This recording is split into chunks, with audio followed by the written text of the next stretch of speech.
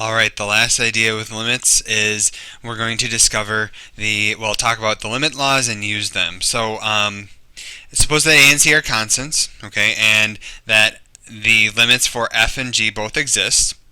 Then there are five nice properties of limits. So if we have a constant times a function, then we can just pull the constant out front and still compute that limit, okay?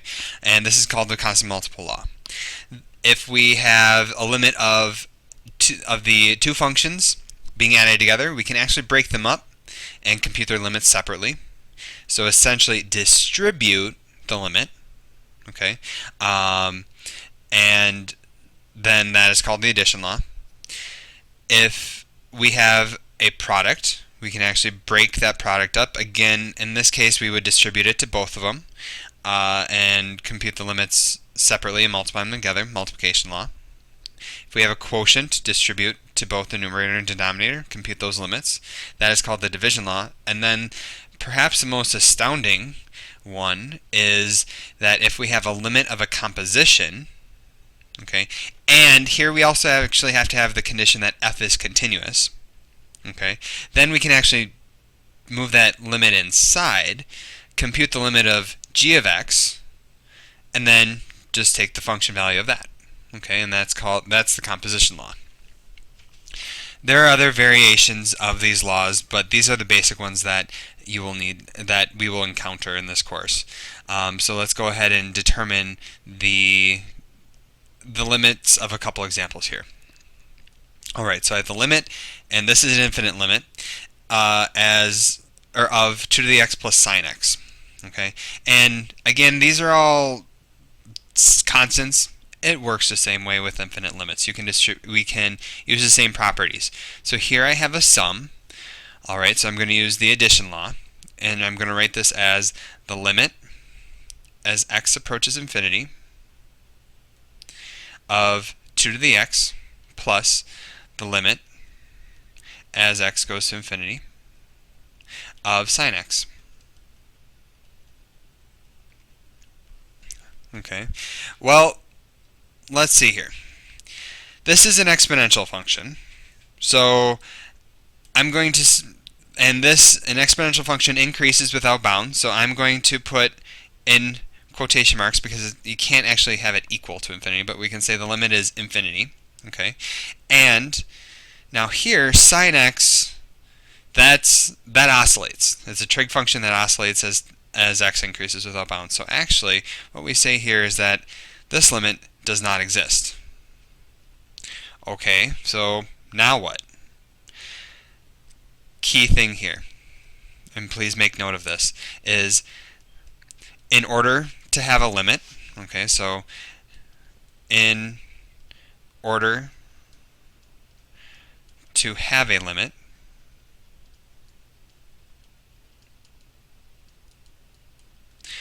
both or all parts must have a limit.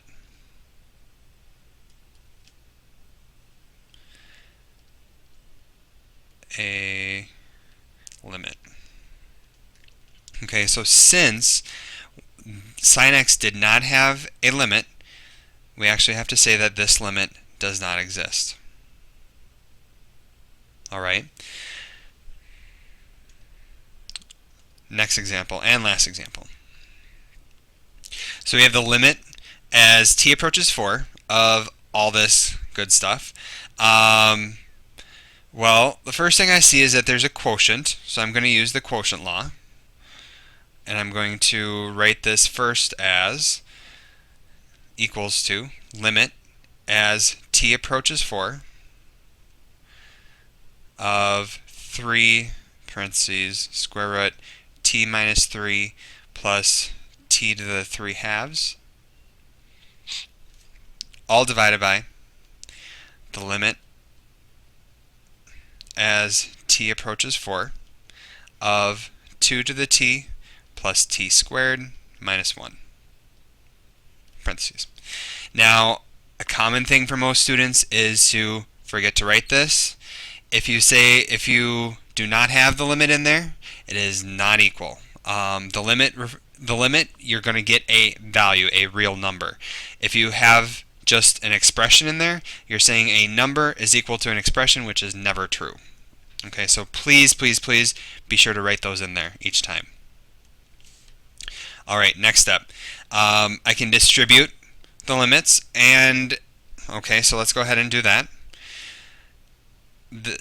In the numerator, I also have a multiple here. So what I'm going to do is I'm actually going to pull that out front, do the constant multiple rule, say this is 3 times the limit as t approaches 4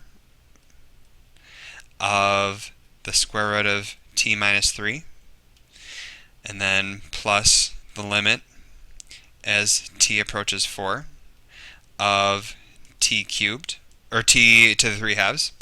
And then down here in the denominator, it'll be the limit as t approaches 4 of 2 to the t plus the limit as t approaches 4 of t squared minus, and this is a long one, minus limit as t approaches 4 of 1. Last step, we can now compute each of these limits because all these are continuous. This one is continuous on its domain, which is greater than 3, so 4 is okay. This one's a exponential, or not an exponential, but it's a radical expression, which is fine. And then that's another exponential, and this is a polynomial. All of them are continuous. So I can use direct substitution and obtain 3 times the square root of 4 minus 3 plus, this will be 4 to the 3 halves divided by 2 to the 4th, 4 squared, and then minus, and then this is just 1. Constant is a constant property. And so doing all this, I get 3 plus, let's see, that's the square root of 4, which is 2 to the 3rd is 8. All over, this is 16, 16 minus 1, 16 plus 16 minus 1, so this is 11 over 31 when all is said and done. Alright, so basic application of limit laws. In general, you don't need to break it up in all these steps. Just know that the limit properties exist and you can use them. You don't necessarily need to show each and every step like I did here. It's good to.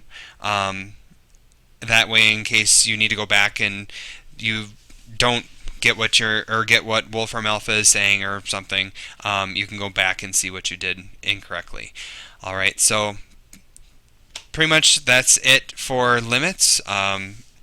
And in the next section we will talk about local linearity, and we'll use concepts from limits to help us there.